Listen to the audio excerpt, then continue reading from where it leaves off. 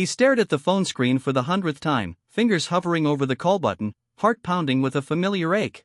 It had been 642 days since she left, 642 sunrises, and not a single one felt whole without her.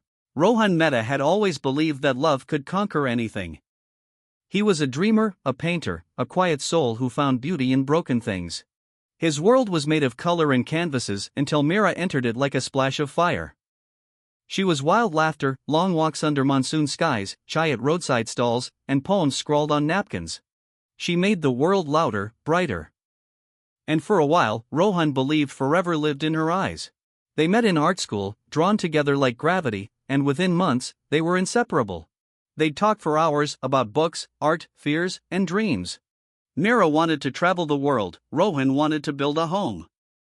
But they believed love would be enough to bridge their differences.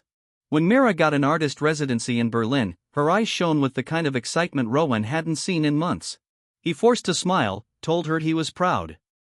Inside, he felt like a canvas slowly being washed blank. She left with a promise to return. They texted, called, video chatted, but time zones stretched thin, words became delayed, emotions misread. Until one day, the messages stopped. No goodbye. No explanation. Just silence. For months, he wandered through memories, trying to decipher where he went wrong. His studio gathered dust, brushes untouched. Then, on a rain-soaked evening almost a year later, he found a crumpled letter behind one of Mira's old sketchbooks. It wasn't addressed to him. Just a draft, never sent. Rohan, I love you. But I feel like I'm shrinking to fit your world, and you're breaking trying to fit into mine.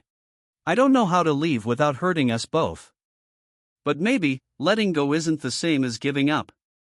Maybe it's loving you enough to set us free. He read it again. And again. Tears came, but they were quieter now, not violent like before. That night, he opened the windows to his studio for the first time in months. He let the rain in. He painted. This time, his name was on the wall. The Art of Letting Go, a solo exhibit by Rohan Mehta. Each painting told a story, the joy of love, the ache of loss, the beauty of healing. People came. They cried. They smiled. One woman whispered, "Your art made me feel less alone." That was the moment Rohan realized something powerful, his pain had found purpose. In letting go of Mira, he hadn't just released her, he had freed himself. The closing piece of the exhibition was a portrait of Mira, not as she left, but as he remembered her, laughing under rain, hands covered in paint, eyes full of dreams. Beneath the painting was a simple line. Some goodbyes are not the end. They're the beginning of finding yourself again. As the gallery lights dimmed and the last guests filtered out, Rohan stood in front of that painting one last time. He whispered a thank you to the past, to the pain, and to the girl who taught him the most important art of all. The art of letting go.